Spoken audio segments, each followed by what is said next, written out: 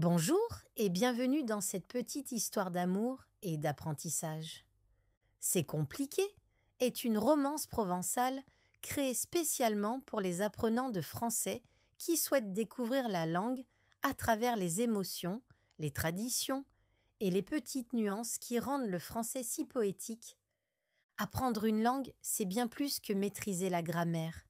C'est s'immerger dans une culture, comprendre les gestes, les expressions, les façons d'aimer. Dans cette histoire, vous suivrez Chloé qui arrive à Saint-Rémy pour un échange scolaire. Ses expériences, l'adaptation, l'amitié, l'amour naissant, créent le contexte parfait pour explorer le français de manière naturelle et mémorable. Au début de chaque chapitre, vous trouverez du vocabulaire essentiel et des expressions authentiques. Ces mots reviendront dans l'histoire, vous permettant de les voir en contexte et de comprendre intuitivement comment les Français s'expriment vraiment. Pour ceux qui souhaitent approfondir leur apprentissage, le club de romance offre des exercices, des notes culturelles et des ressources supplémentaires. N'hésitez pas à écouter l'histoire plusieurs fois. La première fois, pour le plaisir de découvrir ce qui arrive à Chloé et Lucas, et les fois suivantes pour prêter attention aux expressions et nuances culturelles.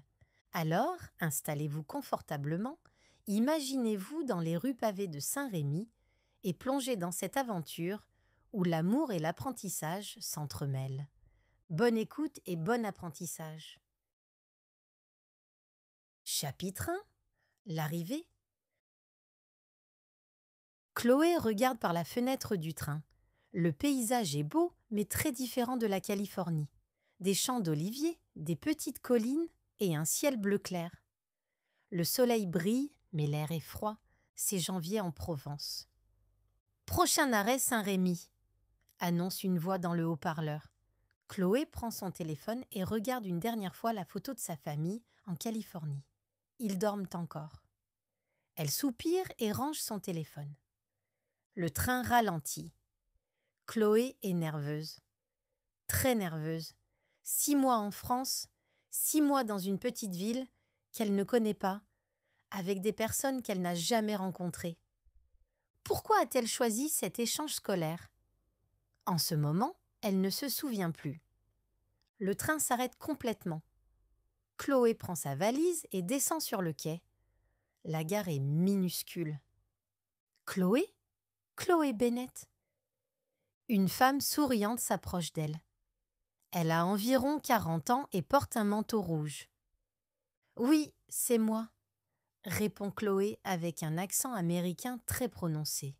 « Bienvenue à Saint-Rémy, je suis Sophie Moreau, ta mère d'accueil. » Sophie embrasse Chloé sur les 2 joues.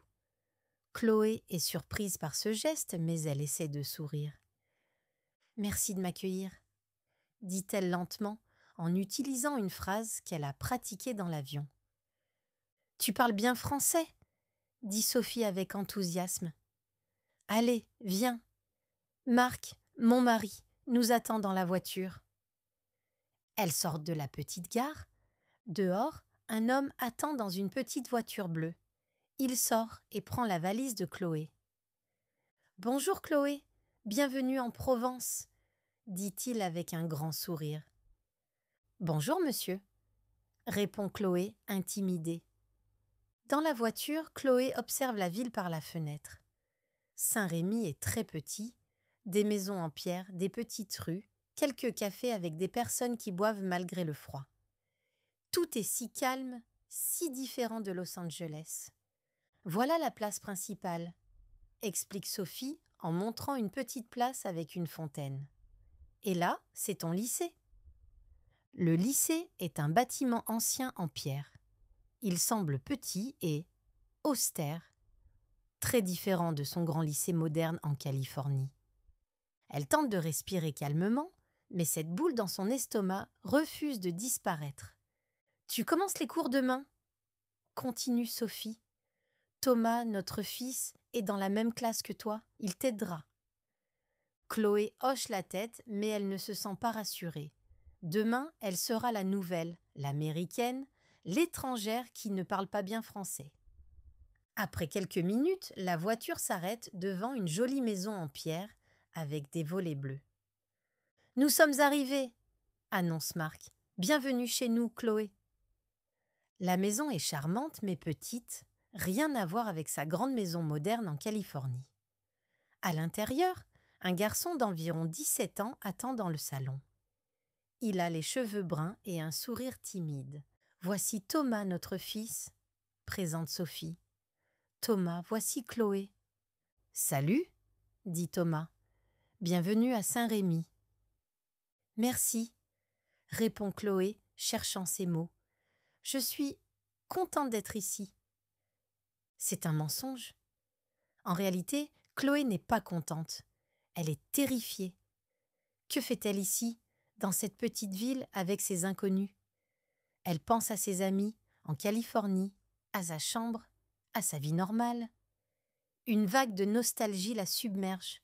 « Tu dois être fatiguée après ce long voyage, » dit Sophie gentiment.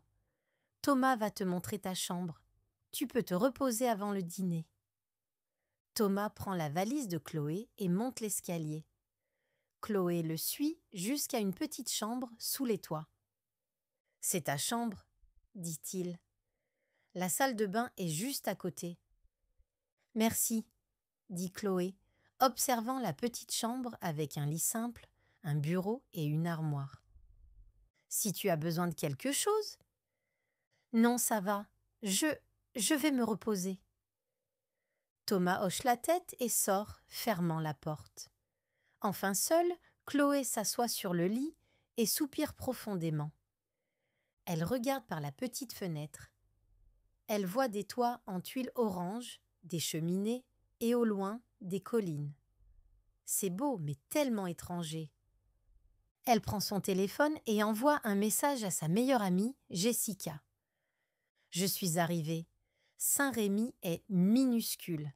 Ma famille d'accueil semble gentille, mais je me sens perdue. L'école commence demain. Je suis terrifiée. » Son téléphone indique « message envoyé », mais Jessica ne répondra pas avant plusieurs heures. Chloé est seule dans ce nouveau monde. Elle s'allonge sur le lit, épuisée par le voyage et l'émotion. Demain, une nouvelle vie commence. Une vie complètement différente de tout ce qu'elle connaît. Chloé ferme les yeux. « Je peux le faire, » murmure-t-elle en anglais. « I can do this. » Mais au fond d'elle, elle n'en est pas si sûre. Chapitre 2. Premier jour.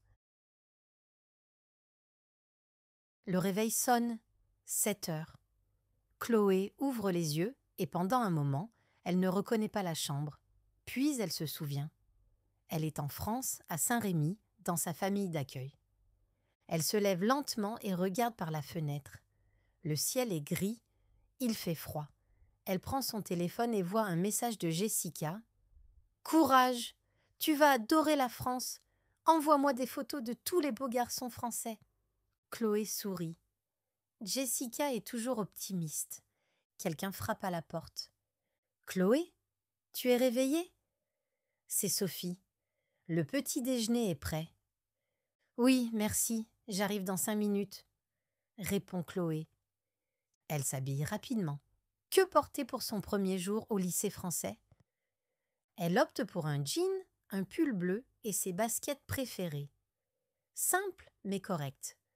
Dans la cuisine, toute la famille est déjà à table. Marc lit les nouvelles sur sa tablette. Thomas mange des céréales. Sophie prépare du café. « Bonjour Chloé, bien dormi ?» demande Sophie. « Oui, merci », ment Chloé. En réalité, elle a mal dormi, stressée par son premier jour. « Qu'est-ce que tu prends habituellement pour le petit déjeuner ?»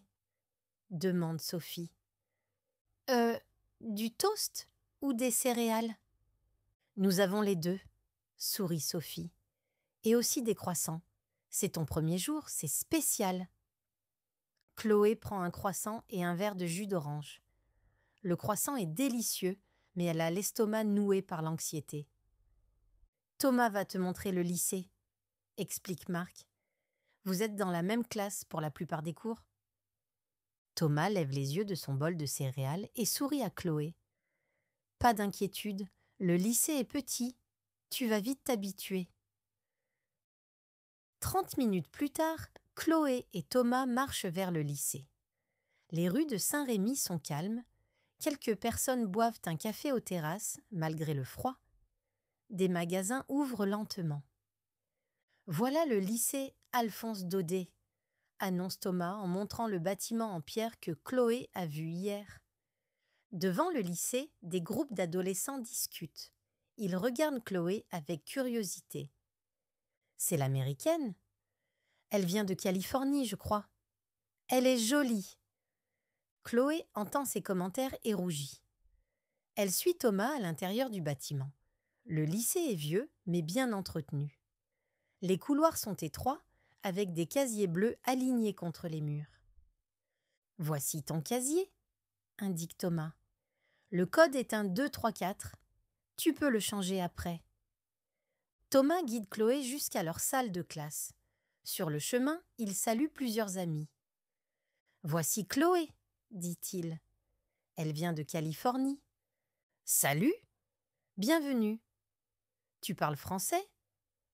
Chloé essaie de répondre à toutes ces questions, mais son français est lent et hésitant.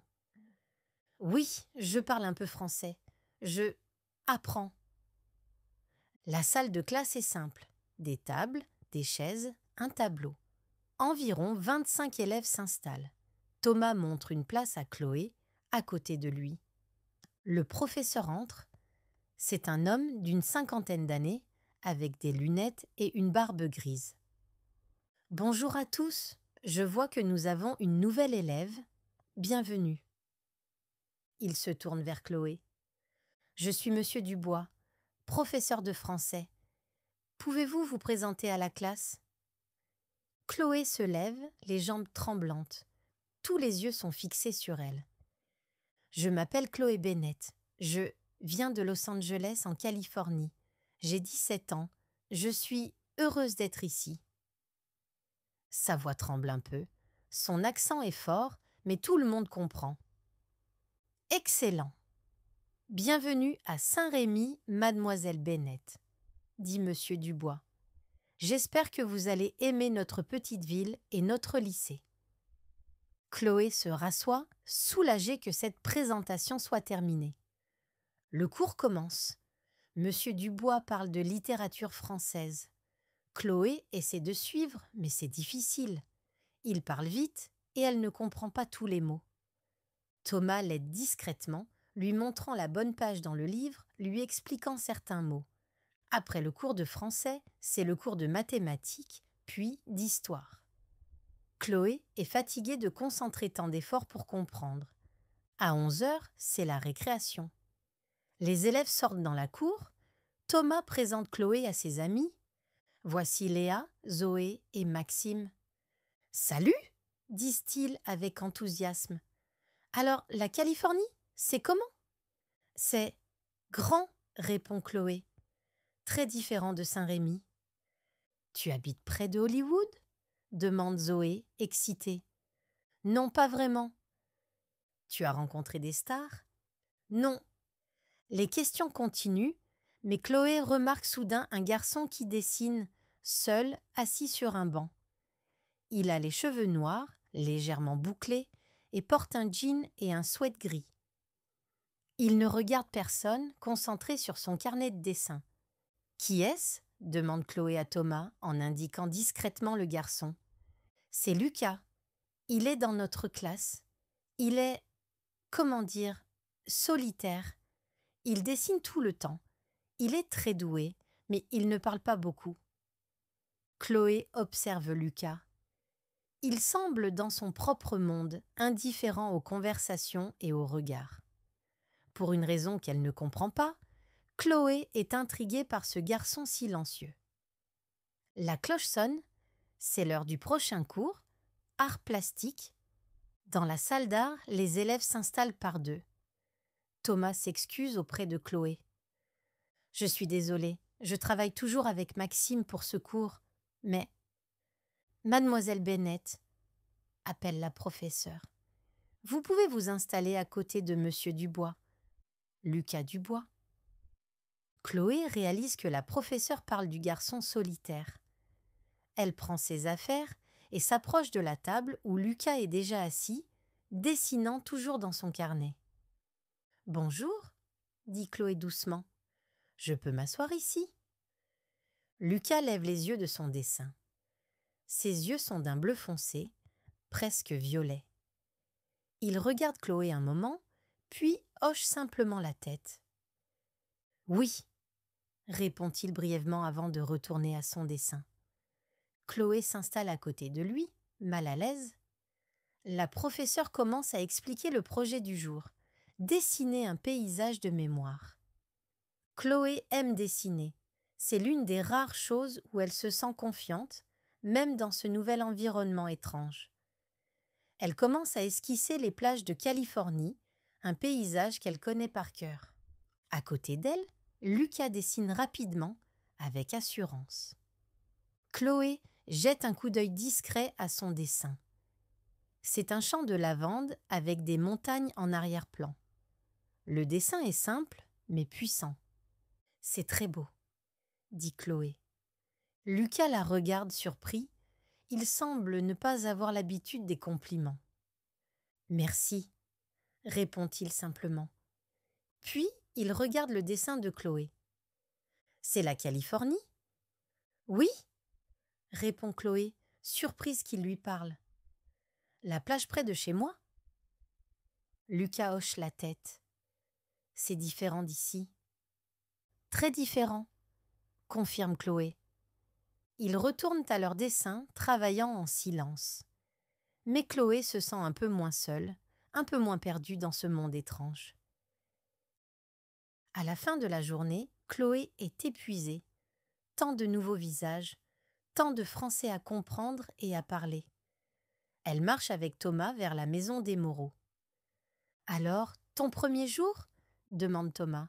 « C'était intense, » répond Chloé honnêtement, « mais intéressant. » Elle pense à Lucas, à ses yeux bleu foncé, à son dessin du champ de lavande.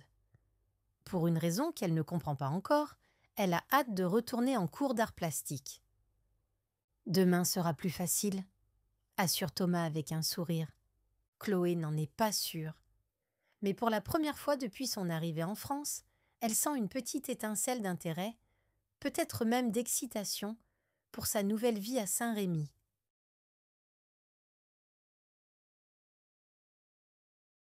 Chapitre 3. La cantine. Midi. La cloche sonne, c'est l'heure du déjeuner. « On va à la cantine ?» demande Thomas à Chloé. « La cantine ?» répète Chloé confuse. « Oui, la cafétéria, pour manger. »« Ah oui, bien sûr. » Chloé suit Thomas dans les couloirs. D'autres élèves marchent dans la même direction. Tout le monde semble affamé après une matinée de cours. La cantine est une grande salle avec plusieurs longues tables. Les élèves font la queue devant un comptoir où des femmes en uniforme servent la nourriture. « C'est très différent de mon lycée, » murmure Chloé. « Chez nous, il y a des pizzas, des hamburgers, des tacos. » Thomas sourit. « Ici, c'est un vrai repas. Entrée, plat principal, fromage et dessert. »« 4 plats pour le déjeuner ?» Chloé est surprise. « Nous avons seulement 30 minutes pour manger en Californie. »« Ici, nous avons 1h30, » explique Thomas. « Le déjeuner est important en France. » Dans la file d'attente, Chloé observe le menu écrit sur un tableau noir, salade de carottes, poulet rôti avec des légumes, plateau de fromage et une tarte aux pommes. « Bonjour mademoiselle, » dit la serveuse à Chloé quand c'est son tour. « Carottes râpées ?»« Oui, merci, » répond Chloé, prenant le petit bol de carottes. Elle avance et reçoit son poulet et ses légumes, puis le fromage. Tout semble si formel, si organisé. Rien à voir avec la cafétéria chaotique de son lycée américain. Thomas guide Chloé vers une table où Léa, Zoé et Maxime sont déjà assis. « Alors Chloé, comment trouves-tu les cours ?» demande Léa. « Difficile, » répond honnêtement Chloé. « Tout est en français. » Les autres rient. « Oui, c'est normal. » Chloé goûte les carottes râpées. C'est simple, mais délicieux, avec un peu d'huile d'olive et de citron. « C'est bon ?» demande Zoé. « Très bon », répond Chloé surprise. Soudain, elle remarque Lucas qui entre dans la cantine. Il prend son plateau et choisit une table vide, loin des autres. Il mange seul, lisant un livre. « Pourquoi Lucas est toujours seul ?» demande Chloé à Thomas. Thomas hausse les épaules. « C'est son choix. Il a toujours été comme ça. »« Personne ne l'invite à manger avec vous ?»« On a essayé, mais il préfère être seul, » explique Léa. « Son père est libraire. Lucas passe son temps libre à la librairie, à lire et à dessiner. » Chloé regarde Lucas. Il semble si concentré sur son livre, si détaché du monde autour de lui. Elle se demande ce qu'il lit. « Le poulet est délicieux, non ?» demande Maxime, interrompant les pensées de Chloé. « Oui, très bon !» répond-elle, retournant à son repas. Le déjeuner continue avec des conversations sur les cours, les professeurs et bien sûr des questions sur la vie en Californie. Chloé essaie de répondre en français, mais parfois elle ne trouve pas les mots. « Et là-bas, vous avez aussi un, comment dit-on, prom ?» demande Zoé. « Un bal de fin d'année ?»« Oui !» répond Chloé. « Nous aussi !» s'exclame Léa. À la fin de l'année, il y a un grand bal. C'est très important. Au moment du dessert, Chloé remarque que Lucas a terminé son repas. Il se lève, dépose son plateau et sort de la cantine. Juste avant de sortir, il jette un rapide coup d'œil dans sa direction. Leurs yeux se croisent pendant 1 seconde, puis il disparaît. « Le fromage ne te plaît pas ?» demande Thomas, remarquant que Chloé n'a pas touché à son morceau de brie. « Je ne sais pas, je n'ai jamais goûté ce type de fromage. »« Essaie !» encourage Thomas. « C'est un brie, c'est doux. » Chloé prend une petite bouchée. Le goût est fort, crémeux, différent de tout ce qu'elle connaît. « Alors ?» demande Léa. « C'est intéressant ?» répond diplomatiquement Chloé. Tout le monde rit. « Tu vas t'habituer » assure Maxime. Après le dessert, une délicieuse tarte aux pommes, Chloé et les autres sortent dans la cour pour la pause de l'après-midi. Le soleil est sorti, rendant l'air plus doux. Les élèves discutent en petits groupes. « Quel cours as-tu maintenant ?» demande Thomas. Chloé vérifie son emploi du temps. « Science. »« Moi aussi, » dit Thomas. « On y va ?» Alors qu'il se dirige vers la salle de sciences, Chloé aperçoit Lucas assis sous un arbre, dessinant toujours dans son carnet. Il lève brièvement les yeux quand elle passe, puis retourne à son dessin. Pour une raison qu'elle ne comprend pas, Chloé se demande ce que Lucas pense d'elle, la nouvelle américaine. Est-ce qu'il la trouve étrange? Intéressante? Ou est-il simplement indifférent? La cloche sonne, la pause est terminée. « C'est parti pour 2 heures de science !» soupire Thomas. Chloé le suit, mais son esprit est ailleurs. Entre la complexité de la langue française, les différences culturelles et ce mystérieux garçon solitaire, sa nouvelle vie à Saint-Rémy devient de plus en plus compliquée.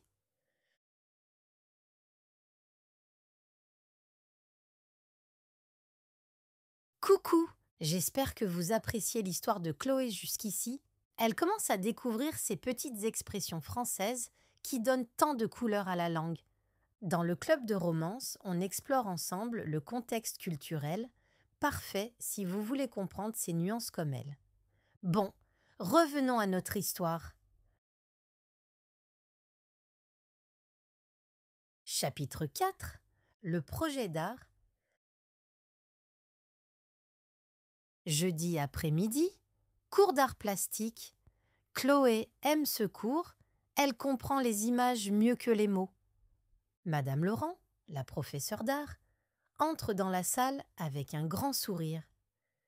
Bonjour à tous, aujourd'hui, je vais vous présenter un projet important. Les élèves écoutent attentivement. Vous allez travailler en binôme pour créer une œuvre qui représente la rencontre de deux mondes. Vous avez 3 semaines. Chloé comprend immédiatement le thème. Deux mondes qui se rencontrent, comme sa vie américaine et sa nouvelle vie française. Je vais former les binômes, continue Madame Laurent. Thomas avec Léa, Maxime avec Zoé. Chloé attend nerveusement. Avec qui va-t-elle travailler? Chloé avec Lucas. Son cœur fait un petit bond. Lucas? Le garçon mystérieux à côté d'elle, qui ne parle jamais? Elle le regarde discrètement. Il dessine dans son carnet, comme toujours, apparemment indifférent. Maintenant, rejoignez votre partenaire et commencez à discuter de vos idées, annonce Madame Laurent. Les élèves se déplacent. Chloé hésite, puis se tourne vers Lucas. « Salut » dit-elle timidement. Lucas lève les yeux de son carnet. « Salut » Un silence gêné s'installe. Chloé cherche quoi dire. « Tu as des idées pour le projet » demande-t-elle finalement. Lucas hausse les épaules. « Peut-être. Et toi ?»« On pourrait faire quelque chose sur l'Amérique et la France, 2 cultures différentes ?» Lucas la regarde avec plus d'intérêt. « Comme quoi ?»« Je ne sais pas. Peut-être un collage ? Moitié Californie, moitié Provence ?» Lucas réfléchit un moment. « Pas mal, mais c'est un peu évident. »« Tu as une meilleure idée ?» demande Chloé, légèrement vexée. Pour la première fois, Lucas sourit. C'est un petit sourire, à peine visible, mais il transforme son visage sérieux. On pourrait faire quelque chose de plus symbolique, pas seulement géographique. Il tourne son carnet et montre à Chloé un dessin, 2 mains qui se touchent, chacune émergeant d'un monde différent. « C'est magnifique !» murmure Chloé, sincèrement impressionnée. Lucas semble surpris par son enthousiasme. Ce n'est qu'une esquisse. C'est vraiment bon. Tu as beaucoup de talent. Il hausse les épaules, mais Chloé voit qu'il est content du compliment. Tu dessines toujours ? demande-t-il. Oui, j'aime dessiner, mais pas aussi bien que toi. Tu veux me montrer ? Chloé ouvre son carnet et montre quelques-uns de ses dessins.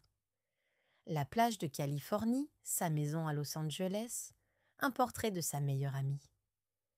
Lucas regarde attentivement. Tu as un bon sens des proportions. Et j'aime ton style, il est personnel. Chloé est touchée par ce compliment technique. Lucas ne parle pas beaucoup, mais quand il parle, ses mots sont précis. Madame Laurent s'approche de leur table. « Alors, vous avez des idées ?» Lucas montre son dessin des 2 mains. « Très intéressant, » approuve la professeure. « Et vous pourriez ajouter des éléments culturels dans les mondes de chaque côté. » On pourrait utiliser différentes techniques aussi, suggère Chloé. Peut-être des couleurs vives pour représenter la Californie et des couleurs plus douces pour la Provence. Lucas hoche la tête. Bonne idée. Madame Laurent sourit. Excellent. Je sens que ce sera un projet réussi. Après son départ, Chloé et Lucas continuent à échanger des idées. Peu à peu, Lucas s'anime. Il parle de techniques de peinture, d'utilisation de l'espace, de symbolisme. Sa passion pour l'art est évidente. On pourrait se retrouver après les cours pour travailler sur le projet, propose Chloé. Ce week-end, peut-être ? Lucas hésite. Je travaille à la librairie de mon père le week-end. D'accord, dit Chloé, un peu déçu. « Mais tu pourrais venir à la librairie. Il y a un espace à l'arrière où je dessine parfois. » « Vraiment, ce serait génial. » Lucas écrit sur un petit papier. « Voici l'adresse, samedi à 14 heures. »« Parfait, » répond Chloé en prenant le papier. Elle remarque son écriture nette et artistique. La cloche sonne. Le cours est terminé. « À samedi alors ?» dit Chloé en rangeant ses affaires. « À samedi ?» répond Lucas. En sortant de la salle, Chloé croise Thomas qui l'attend dans le couloir. « Alors, comment ça s'est passé avec Lucas ?» demande-t-il curieux. « Bien, » répond Chloé. « Il est intéressant. » Intéressant ? Thomas semble surpris. D'habitude, les gens disent qu'il est étrange ou trop silencieux. Il n'est pas si silencieux quand il parle d'art, défend Chloé. Thomas la regarde avec un sourire malicieux. Je vois, Lucas a fait une nouvelle amie. Chloé rougit légèrement. On travaille juste sur un projet. Bien sûr, dit Thomas toujours souriant. Juste un projet. En marchant vers leur prochain cours, Chloé repense à sa conversation avec Lucas. Pour la première fois depuis son arrivée en France, elle a oublié ses difficultés avec la langue. Quand il parlait d'art, les mots venaient plus facilement. Et samedi, elle verra la librairie de son père. Chloé sourit. Peut-être que sa vie à Saint-Rémy devient un peu moins compliquée, après tout. Chapitre 5 – La Chandeleur. Samedi matin, Chloé descend dans la cuisine et trouve Sophie qui prépare quelque chose. Il y a de la farine, des œufs, du lait sur la table. « Bonjour Chloé, tu as bien dormi ?» demande Sophie. « Oui, merci. » « Tu sais quel jour on est aujourd'hui ?» Chloé réfléchit. « Samedi 2 février. »« Exactement, c'est la Chandeleur » annonce Sophie avec enthousiasme. « La Quoi ?» Chloé ne comprend pas ce mot. « La Chandeleur, c'est une fête traditionnelle en France. On fait des crêpes. » « Des crêpes ?» Chloé connaît ce mot. « Comme des pancakes ?»« Similaires, mais plus fines. » explique Sophie. « C'est une tradition très ancienne. Si tu fais sauter la crêpe avec une pièce dans ta main, tu auras de la chance toute l'année. » Chloé sourit. Ces traditions françaises sont charmantes et étranges à la fois. « Tu veux m'aider à préparer la pâte ?» propose Sophie. « Bien sûr !» Sophie montre à Chloé comment mélanger la farine, les œufs et le lait pour faire une pâte lisse. La Chandeleur était à l'origine une fête religieuse, explique Sophie en mélangeant. Mais maintenant, c'est surtout une occasion de se réunir et de manger des crêpes. Thomas et Marc entrent dans la cuisine. « Ah, les crêpes de la Chandeleur !» s'exclame Marc. « Ma partie préférée de février. » « Chloé, tu dois essayer de faire sauter une crêpe, » dit Thomas. « C'est la tradition. » Sophie verse un peu de pâte dans une poêle chaude. La pâte s'étale en un cercle parfait. « Voilà, » dit-elle après une minute. « Maintenant, il faut la faire sauter. » Elle fait un geste rapide avec la poêle et la crêpe se retourne dans l'air avant de retomber parfaitement. « Waouh !» s'exclame Chloé, impressionnée. « À ton tour !» dit Sophie en lui tendant la poêle. Chloé est nerveuse. Elle verse maladroitement la pâte qui forme une forme bizarre, pas du tout un cercle. « Ce n'est pas grave !» rassure Sophie. « L'important, c'est le goût. » Quand la crêpe est prête d'un côté, Chloé essaie de la faire sauter. Elle lève la poêle et la crêpe reste collée. Tout le monde rit, y compris Chloé. « Essaie encore !» encourage Marc. Au deuxième essai, la crêpe se décolle mais retombe à moitié hors de la poêle. « Presque !» dit Thomas. Après plusieurs tentatives, Chloé réussit enfin à faire sauter une crêpe correctement. Toute la famille applaudit. « Bravo, s'exclame Sophie. Maintenant, tu es presque française. Ils s'installent à table avec une pile de crêpes, du sucre, du chocolat, de la confiture et du miel. Et ce soir, dit Sophie en étalant de la confiture sur sa crêpe, pourquoi ne pas inviter tes amis pour une soirée crêpes? C'est une tradition pour la Chandeleur. C'est une bonne idée, approuve Thomas. On pourrait inviter Léa, Zoé, Maxime et Lucas, ajoute Chloé spontanément. Thomas lève un sourcil, surpris. Sophie sourit. Lucas Dubois? Le fils du libraire? Demande Sophie. C'est un garçon charmant mais très réservé. On travaille ensemble sur un projet d'art, explique Chloé. Je dois le voir cet après-midi à la librairie. Parfait, tu pourras l'inviter, dit Sophie. Plus on est de fous, plus on rit. À 14 heures précises, Chloé arrive devant la page tournée, la librairie du père de Lucas. C'est une petite boutique avec une devanture bleue et des livres en vitrine. En entrant, une clochette teinte doucement. L'intérieur est chaleureux, avec des étagères en bois sombre remplies de livres. L'odeur de papier et de cuir est réconfortante. Un homme d'une quarantaine d'années, avec les mêmes yeux bleu foncé que Lucas, lève la tête du comptoir. « Bonjour, je peux vous aider ?» demande-t-il gentiment. « Bonjour, je suis Chloé. Je cherche Lucas pour notre projet d'art. »« Ah, Chloé l'américaine !»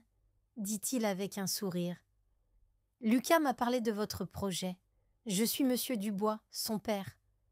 Lucas est à l'arrière. Suivez-moi. » Il guide Chloé entre les étagères jusqu'à une petite pièce à l'arrière de la boutique. Lucas est assis à une table, dessinant. Il lève les yeux quand ils entrent. Chloé est arrivée, annonce son père. Salut, dit Lucas posant son crayon. Je vous laisse travailler, dit monsieur Dubois. Si vous avez besoin de quelque chose. Merci, papa, répond Lucas. La petite pièce est un atelier artistique improvisé avec des dessins accrochés au mur, des fournitures d'art et des piles de livres. C'est un endroit génial, dit Chloé, regardant autour d'elle. C'était le bureau de ma mère, explique Lucas. Elle était illustratrice. Chloé remarque qu'il dit « était », pas « est ». Mais elle n'ose pas poser de questions. J'ai commencé à travailler sur notre projet, continue Lucas, montrant plusieurs esquisses sur la table. Les dessins sont magnifiques, plus détaillés que celui qu'il a montré en classe. Les deux mains qui se touchent sont désormais entourées de symboles, des étoiles, des vagues, des montagnes. C'est incroyable, dit Chloé sincèrement. Ce n'est qu'un début, répond Lucas. J'ai pensé qu'on pourrait utiliser l'acrylique pour la version finale. Qu'en penses-tu? Ils passent l'heure suivante à discuter des techniques, des couleurs, des symbolismes. Lucas est différent ici, dans son espace. Il parle plus, sourit parfois, semble plus détendu. Chloé montre ses propres idées, des croquis qu'elle a faits chez elle. Lucas les regarde attentivement, fait des commentaires constructifs. « Tu as un style unique, dit-il. J'aime comment tu utilises la lumière. » À un moment, leurs mains se touchent accidentellement alors qu'ils atteignent le même crayon. Chloé sent une étrange chaleur monter dans ses joues. Lucas retire sa main rapidement, comme s'il avait touché quelque chose de brûlant. Un silence gêné s'installe. Ma famille fête la Chandeleur ce soir, dit Chloé pour briser le silence. On fait des crêpes. Tu voudrais venir? Lucas semble surpris par l'invitation. Ce soir? Oui, Thomas invite aussi Léa, Zoé et Maxime. Lucas hésite. Je ne sais pas. Je n'aime pas beaucoup les grandes réunions. Ce sera petit, assure Chloé. Et j'aimerais que tu viennes. Lucas la regarde semblant chercher quelque chose dans ses yeux. Finalement, il hoche légèrement la tête. D'accord, je viendrai. Super, dit Chloé, étonnée par sa propre excitation. À 19h, chez les Moreau. Ils retournent à leur travail, mais quelque chose a changé dans l'atmosphère. Une nouvelle énergie, une connexion fragile. Quand Chloé part 1 heure plus tard, Monsieur Dubois lui sourit à la porte de la librairie. « Lucas me dit qu'il est invité chez vous ce soir, dit-il. « Oui, pour la Chandeleur. J'espère que c'est d'accord. » Bien sûr, c'est rare qu'il accepte ce genre d'invitation. C'est bien qu'il sorte un peu. Sur le chemin du retour, Chloé sourit. Elle a hâte d'être à ce soir, de voir Lucas dans un contexte social, loin du lycée et de la librairie. Peut-être que la Chandeleur lui portera chance après tout. Chapitre 6. La soirée crêpe. 19h. La maison des Moreau est animée. Léa, Zoé et Maxime sont déjà arrivés. Sophie installe des assiettes et des bols de garniture sur la table du salon. Sucre, chocolat, confiture, citron. Chloé regarde nerveusement par la fenêtre. Lucas va-t-il vraiment venir? Tu attends quelqu'un? Demande Léa avec un sourire malicieux. Lucas doit venir, répond Chloé. Mais je ne suis pas sûre qu'il. La sonnette retentit. Thomas va ouvrir. Lucas, te voilà, dit-il, surpris mais accueillant. Lucas entre, visiblement mal à l'aise. Il porte un jean et un pull gris simple. Ses cheveux sont légèrement humides, comme s'il venait de les peigner. « Bonsoir, dit-il doucement. Merci pour l'invitation. »« Lucas !» s'exclame Sophie. « Quelle bonne surprise! Entre, entre !» Chloé remarque les regards étonnés des autres. Visiblement, la présence de Lucas à une soirée est un événement rare. « Salut !» dit Chloé, s'approchant de lui. « Salut !» répond Lucas. Il lui tend un petit paquet. « Pour la famille. » Chloé prend le paquet et l'ouvre. C'est un livre sur les traditions provençales avec de belles illustrations. « C'est magnifique, » dit-elle. « Merci beaucoup. »« C'est mon père qui l'a suggéré, » explique Lucas, « pour vous remercier de l'invitation. » La soirée commence tranquillement. Au début, Lucas reste en retrait, observant plus que participant. Mais lentement, l'atmosphère chaleureuse et détendue semble l'apaiser. Marc raconte des histoires de Chandeleur de son enfance, pendant que Sophie prépare les crêpes dans la cuisine. L'odeur délicieuse remplit la maison. « Qui veut essayer de faire sauter une crêpe ?» demande Sophie en apportant la poêle.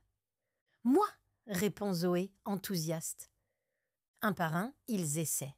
Maxime réussit parfaitement. Léa fait tomber sa crêpe au sol, provoquant un éclat de rire général. « Lucas, à ton tour, » dit Thomas.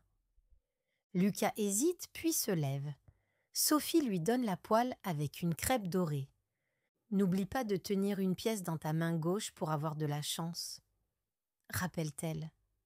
Lucas prend une pièce d'1 € que Marc lui tend. Il semble concentré, comme s'il s'agissait d'un test important. Puis, d'un geste fluide et précis, il fait sauter la crêpe qui retombe parfaitement dans la poêle. « Bravo !» applaudit Sophie. « Comment tu as fait ça ?» demande Chloé, impressionnée. Lucas hausse les épaules, un petit sourire aux lèvres. « J'ai toujours aimé les crêpes. Ma mère m'a appris quand j'étais petit. » C'est la première fois qu'il mentionne spontanément sa mère. Tous s'installent autour de la table pour déguster les crêpes. Lucas s'assoit à côté de Chloé. Il semble plus détendu maintenant. « Quelle garniture tu préfères ?» demande Chloé. « Juste du sucre et du citron, » répond Lucas. Simple, mais c'est la meilleure façon de les apprécier. Chloé essaie cette combinaison. Le mélange sucré-acide est délicieux. « Tu as raison, dit-elle. C'est parfait. Pendant le repas, la conversation devient plus animée. Même Lucas participe, répondant aux questions, parfois même faisant de petites blagues. Chloé découvre un côté de lui qu'elle n'avait jamais vu au lycée. « Lucas, comment avance votre projet d'art ?» demande Marc. « Bien, » répond Lucas. Chloé a des idées intéressantes. « Vraiment ? C'est surtout Lucas, » dit Chloé modestement. « Il est très talentueux. » « Lucas a toujours été doué en art, » intervient Thomas. « Il a gagné le concours régional l'année dernière. » Lucas rougit légèrement, visiblement gêné par les compliments. Après le repas, Thomas propose un jeu de société français. Ils forment des équipes, Thomas avec Léa, Maxime avec Zoé et Chloé avec Lucas. Le jeu demande de deviner des mots français. C'est difficile pour Chloé, mais Lucas l'aide patiemment, lui expliquant les mots qu'elle ne comprend pas. Malgré ses difficultés linguistiques, Chloé s'amuse comme jamais depuis son arrivée en France. Elle se sent moins étrangère, plus intégrée. À un moment, elle remarque que Lucas la regarde. « Quoi ?» demande-t-elle. « Rien !» répond-il. « C'est juste ton accent quand tu parles français. Il est charmant. » C'est au tour de Chloé de rougir. La soirée avance. Marc et Sophie vont se coucher, laissant les jeunes continuer à jouer et discuter. Vers 23h, Lucas regarde sa montre. « Je devrais rentrer. »« Déjà ?» demande Chloé, déçue. « Mon père m'attend, » explique-t-il. « La librairie ouvre tôt demain. »« Je te raccompagne à la porte, » propose Chloé. Dans l'entrée, Lucas enfile sa veste. Il semble vouloir dire quelque chose, mais hésite. « Merci pour ce soir, » dit-il finalement. « C'était bien. »« Merci d'être venu, » répond Chloé. « Je suis contente que tu aies accepté l'invitation. » Lucas la regarde un moment, puis sort un petit carnet de sa poche. Il arrache une page et la lui tend. « Pour toi, » dit-il simplement. Chloé prend le papier. C'est un dessin rapide mais magnifique de Chloé faisant sauter une crêpe, un sourire radieux sur son visage. Le dessin capture parfaitement sa concentration et sa joie. « Tu l'as fait ce soir ?» demande-t-elle, étonnée. Lucas hoche la tête. « Pendant que vous jouiez au Scrabble, j'aime dessiner les moments. »« C'est magnifique !» murmure Chloé. « Merci. »« À lundi, » dit Lucas, « pour continuer notre projet. »« À lundi, » répond Chloé, serrant précieusement le dessin. Après son départ, elle retourne au salon où les autres rangent les jeux. « Alors ?» demande Léa avec un sourire complice. « Comment s'est passée ta soirée avec Lucas ?»« Normal !» répond Chloé, essayant de paraître désinvolte. « Lucas Dubois a une soirée parlant et souriant ?»« Ce n'est pas normal du tout, » dit Thomas. « Je ne l'ai jamais vu aussi détendu. »« Il est juste timide, » défend Chloé. « fait Zoé, échangeant un regard avec Léa. « Timide, bien sûr. » Chloé change rapidement de sujet, mais plus tard, dans sa chambre, elle regarde longuement le dessin de Lucas. Un simple croquis, mais avec tant d'attention aux détails. Elle sort son téléphone et envoie un message à Jessica en Californie. « La France devient intéressante. Je te raconterai tout bientôt. » Peut-être que cette année d'échange n'était pas une si mauvaise idée finalement. Puis, elle place soigneusement le dessin de Lucas sur sa table de nuit, à côté de la photo de sa famille en Californie. Deux mondes qui commencent lentement à se connecter.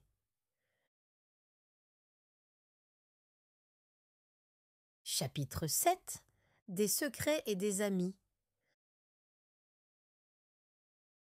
Mercredi après-midi. 2 semaines en France déjà. Chloé s'adapte peu à peu à sa nouvelle vie. Son français s'améliore. Les cours semblent moins difficiles. À la sortie du lycée, Léa et Zoé interceptent Chloé. « On va au Café des Arts », annonce Léa. « Tu viens avec nous ?»« Oui, bien sûr », répond Chloé. Le Café des Arts est un petit café près du lycée, populaire parmi les élèves. C'est un endroit chaleureux avec des œuvres d'artistes locaux sur les murs. Les trois filles s'installent à une table, elles commandent des chocolats chauds. « Alors ?» commence Zoé avec un sourire malicieux. « Toi et Lucas ?» Chloé rougit immédiatement. « Quoi, moi et Lucas ?»« Ne fais pas l'innocente, » dit Léa. « On a tous vu comment vous vous regardez. »« On travaille juste sur notre projet d'art, » répond Chloé. « fait Zoé, peu convaincue. « C'est pour ça qu'il est venu à la soirée crêpes. Lucas n'accepte jamais les invitations sociales. »« Il n'est pas si asocial que ça, » défend Chloé. « Tu ne sais pas, » dit Léa plus sérieusement. « Lucas a changé depuis l'accident. » « L'accident ?» Chloé est confuse. Les deux filles échangent un regard. « Tu ne sais pas pour sa mère ?» demande Zoé doucement. Chloé secoue la tête. Il a mentionné qu'elle était illustratrice, mais… Elle est morte il y a 2 ans, explique Léa. Un accident de voiture. Lucas était avec elle dans la voiture, mais il n'a été que légèrement blessé. C'est terrible, murmure Chloé, comprenant soudain la tristesse qu'elle avait parfois aperçue dans les yeux de Lucas. Avant, Lucas était différent, continue Zoé. Plus ouvert, plus souriant. Après l'accident, il s'est refermé sur lui-même. Il a arrêté de passer du temps avec nous. Il se concentre uniquement sur son art. Son père et lui vivent seuls maintenant, ajoute Léa. Monsieur Dubois est gentil, mais il travaille beaucoup à la librairie. Chloé repense à l'atelier à l'arrière de la librairie, aux dessins sur les murs. Un sanctuaire pour les souvenirs de sa mère. C'est pour ça qu'on est surprise, dit Zoé. Depuis que tu travailles avec lui, il semble plus présent, plus comme l'ancien Lucas. Le cœur de Chloé bat un peu plus vite. Elle ne sait pas quoi répondre. En parlant du loup, murmure Léa. Chloé se retourne. Lucas vient d'entrer dans le café, seul. Il a son carnet de croquis sous le bras. Il ne les a pas encore vus. On devrait l'inviter à notre table, suggère Chloé. Zoé et Léa échangent un regard amusé. Bien sûr, dit Léa. Et Lucas, appelle-t-elle en levant la main. Lucas les aperçoit. Il semble hésiter puis s'approche lentement. Salut, dit-il. Tu veux te joindre à nous ? Propose Chloé. Encore une hésitation. Je ne veux pas déranger. Tu ne déranges pas, assure Zoé. Assieds-toi. Lucas s'assoit à côté de Chloé. Il commande un café noir. Tu dessines encore ? Demande Chloé, montrant son carnet. Toujours, répond-il avec un petit sourire. La conversation continue, un peu maladroite au début, puis plus naturelle. Zoé et Léa racontent des anecdotes du lycée. Lucas intervient parfois, surtout quand Chloé lui pose directement des questions. « Oh non !» dit soudain Léa, regardant sa montre. « J'ai mon cours de piano dans 20 minutes. Zoé, tu viens avec moi ?»« Oui, bien sûr !» répond Zoé, se levant rapidement. « Désolée de partir comme ça. » Chloé comprend leur manœuvre, mais ne dit rien. Pas de problème. À demain. Après leur départ, un silence s'installe entre Chloé et Lucas. « Je sais pour ta mère, » dit finalement Chloé doucement. « Je suis désolée. » Lucas se raidit. « Elles te l'ont dit ?»« Oui, je comprends mieux maintenant. Certaines choses. » Lucas fixe son café. « Ce n'est pas quelque chose dont j'aime parler. »« Je comprends. » Un autre silence. « Comment était-elle » demande Chloé gentiment. Ta mère ?» Lucas lève les yeux, surpris par la question. Personne ne lui demande jamais ça. Les gens disent « Je suis désolé » et changent de sujet. Elle était colorée, dit-il finalement. Pas seulement dans son art, dans sa façon d'être. Elle riait fort, elle voyait de la beauté partout. Il ouvre son carnet et montre à Chloé une illustration. Une femme aux longs cheveux bouclés, avec des yeux semblables aux siens, peignant dans un jardin ensoleillé. « C'est elle, dit-il, j'ai fait ce dessin de mémoire. »« Elle était belle, murmure Chloé. Tu lui ressembles. »« Elle aurait aimé notre projet, continue Lucas. La rencontre de deux mondes. Elle adorait les idées symboliques comme ça. » Il referme le carnet. « Merci, dit-il simplement. »« Pourquoi ? » ?»« Pour avoir demandé comment elle était, pas seulement comment elle était morte. » Chloé sourit doucement. « C'est ce qui est important, non ?» Lucas la regarde avec une intensité nouvelle, comme s'il la voyait vraiment pour la première fois. « Tu es différente des autres, Chloé Bennet. »« Différente comment ? » ?»« Tu écoutes, vraiment. La plupart des gens entendent, mais n'écoutent pas. » Chloé sent une chaleur dans sa poitrine. C'est peut-être le plus beau compliment qu'on lui ait jamais fait. Ils restent au café, parlant de leur famille, de leurs rêves, de leurs peurs. Chloé lui raconte sa vie en Californie, sa peur en arrivant à Saint-Rémy, sa sensation d'être perdue dans un monde inconnu. « C'est étrange, » dit Lucas. « Je vis ici depuis toujours et pourtant, après l'accident, j'ai ressenti la même chose. Perdue dans un monde que je ne reconnaissais plus. » Dehors, le ciel s'assombrit.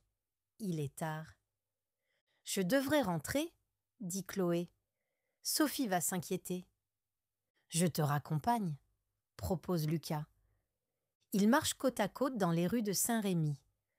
Le vent s'est levé, froid et vif. Chloé frissonne.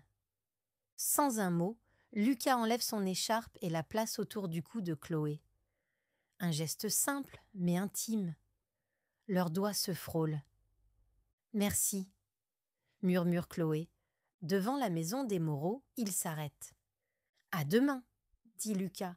« À demain. » Ils se regardent un moment, comme si chacun voulait dire quelque chose de plus. Puis, Lucas se penche et embrasse légèrement la joue de Chloé. Un simple bisou, comme les Français se saluent tous les jours. Mais ce contact bref fait battre le cœur de Chloé plus fort. « Bonne nuit, Chloé, » dit-il doucement avant de partir. Chloé reste un moment immobile, touchant sa joue. Dans sa poitrine, une sensation nouvelle, à la fois excitante et effrayante. En entrant dans la maison, elle réalise qu'elle porte toujours l'écharpe de Lucas. Elle la respire discrètement. Elle sent le froid de l'hiver et quelque chose d'unique, son odeur à lui. « Bonne soirée ?» demande Sophie depuis le salon. « Très bonne », répond Chloé, incapable de cacher son sourire. Dans sa chambre, Chloé envoie un message à Jessica. « Je crois que je commence à aimer la France, pour plusieurs raisons. »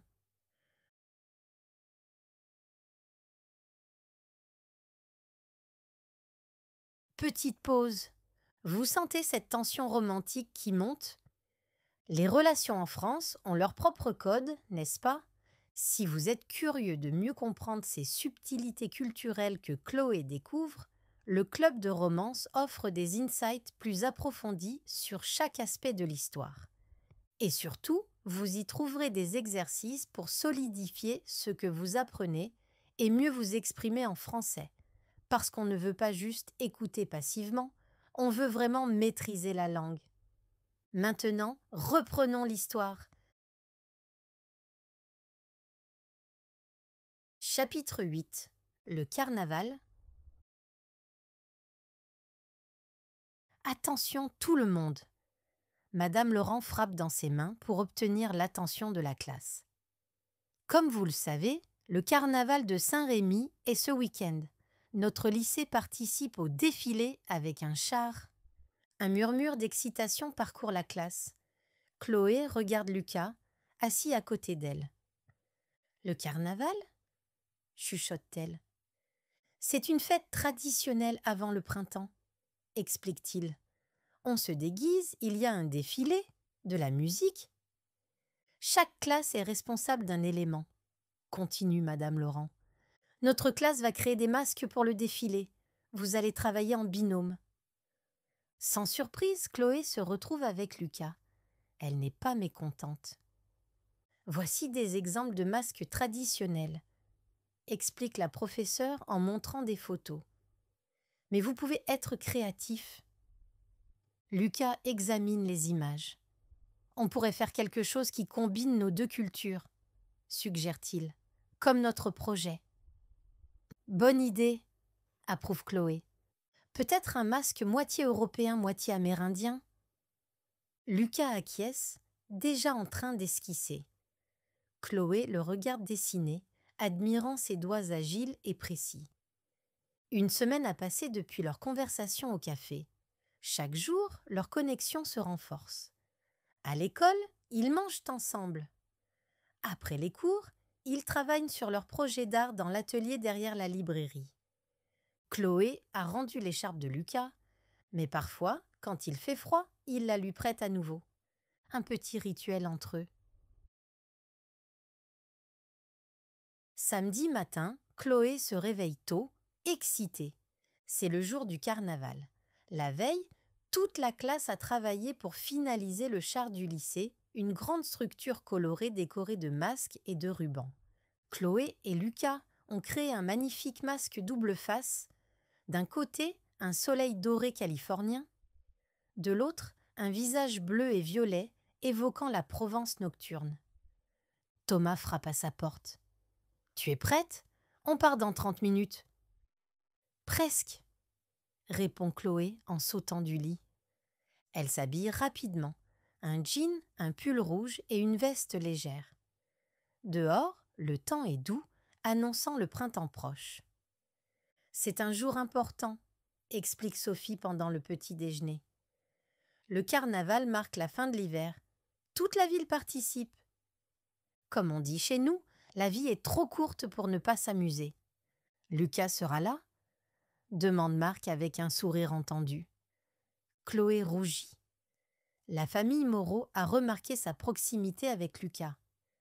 Oui, toute la classe participe au défilé. Le centre-ville est méconnaissable. Des guirlandes colorées traversent les rues. Des stands de nourriture et de jeux bordent la place principale. Une petite fête foraine s'est installée avec un carrousel et d'autres attractions. La foule est joyeuse et bruyante. Beaucoup de gens sont déguisés ou portent des masques. « Chloé, par ici !» C'est Léa qui l'appelle. Elle se tient près du char du lycée avec Zoé, Maxime et d'autres élèves. « Où est Lucas ?» demande Chloé, essayant de paraître désinvolte. « Il arrive !» répond Zoé avec un clin d'œil. « Tu as l'air impatiente de le voir. » Avant que Chloé puisse répondre, Lucas apparaît. Il porte un t-shirt bleu foncé qui fait ressortir ses yeux et un jean noir. Simple, mais élégant. « Salut !» dit-il en s'approchant de Chloé. « Prête pour le défilé ?» Un peu nerveuse, admet Chloé. « Je n'ai jamais participé à quelque chose comme ça. »« Ne t'inquiète pas !» rassure Lucas. « Reste près de moi. » Ces 3 mots simples réchauffent le cœur de Chloé. Le défilé commence. Leur char avance lentement dans les rues, tiré par un petit tracteur décoré. Les élèves marchent autour, portant leurs masques. Certains lancent des confettis, d'autres jouent de petits instruments. Chloé et Lucas portent leur masque double face, le tenant entre eux deux. Les spectateurs applaudissent en les voyant passer. « Ils aiment notre masque », dit Chloé, heureuse. « Bien sûr !» répond Lucas. « C'est le plus beau. » Le défilé dure 1 heure. Quand ils reviennent sur la place principale, Une musique entraînante résonne. Des couples commencent à danser. « Et maintenant ?» demande Chloé. « Maintenant, on s'amuse », répond Léa. « C'est la tradition. » Maxime propose d'aller au manège. Zoé veut essayer les jeux. Lucas regarde Chloé. « Qu'est-ce que tu préfères ?»« Tout !» répond-elle avec enthousiasme. « Je veux tout voir. » Ils passent les heures suivantes à explorer la fête, essayant les différents stands, mangeant des gaufres et des crêpes. Lucas semble différent aujourd'hui, plus détendu, plus souriant. « Tu t'amuses ?» demande-t-il un moment. « Beaucoup », répond Chloé sincèrement. « C'est comme si la ville entière était en fête. »« C'est exactement ça, » dit Lucas. « Ma mère adorait le carnaval. Elle disait que c'était le jour où Saint-Rémy montrait son vrai visage, joyeux et un peu fou. » Il parle de sa mère plus facilement maintenant, partageant de petits souvenirs heureux au lieu de rester silencieux. Le soleil commence à descendre, baignant la ville d'une lumière dorée. Le groupe se dirige vers le carrousel. « On fait un tour ?» propose Zoé. « C'est magique au coucher du soleil. » Ils montent tous sur le manège coloré. Chloé choisit un cheval blanc décoré de fleurs. Lucas prend celui juste à côté. Le carrousel se met en mouvement, tournant lentement au son d'une mélodie nostalgique. Les lumières s'allument, créant une atmosphère féerique. « C'est magnifique », murmure Chloé. Lucas la regarde, ses yeux reflétant les lumières du carrousel. « Oui, magnifique », dit-il doucement, et Chloé comprend qu'il ne parle pas du manège. Leurs mains se touchent, accrochées aux tiges dorées des chevaux. Cette fois, ni l'un ni l'autre ne se retirent. Leurs doigts s'entrelacent naturellement. Le carrousel tourne, la musique joue, et quelque chose change entre eux, un pas de plus vers quelque chose de nouveau et d'excitant. Quand le manège s'arrête, ils descendent, mais gardent leurs mains jointes encore un moment. Léa et Zoé échangent des regards complices, mais ne disent rien. « Il y a un feu d'artifice ce soir », annonce Thomas en rejoignant le groupe. « Qui reste ?»« Moi !» répond Chloé immédiatement. Lucas sourit. « Moi aussi. » La nuit tombe sur Saint-Rémy. La place s'illumine de centaines de petites lumières. La musique continue, plus douce maintenant. « Viens !» dit Lucas prenant la main de Chloé. « Je connais le meilleur endroit pour voir le feu d'artifice. » Il la guide à travers la foule, puis dans une petite rue en pente. Il grimpe jusqu'à une petite place en hauteur, presque déserte. De là, ils peuvent voir toute la ville. « C'était mon endroit secret quand j'étais petit, » explique Lucas. « Je venais ici quand je voulais être seul. »« Et tu le partages avec moi ?» demande Chloé, touchée. « Oui, » répond-il simplement. « Avec toi. » Il s'assoit sur un banc en pierre. En bas, la ville scintille.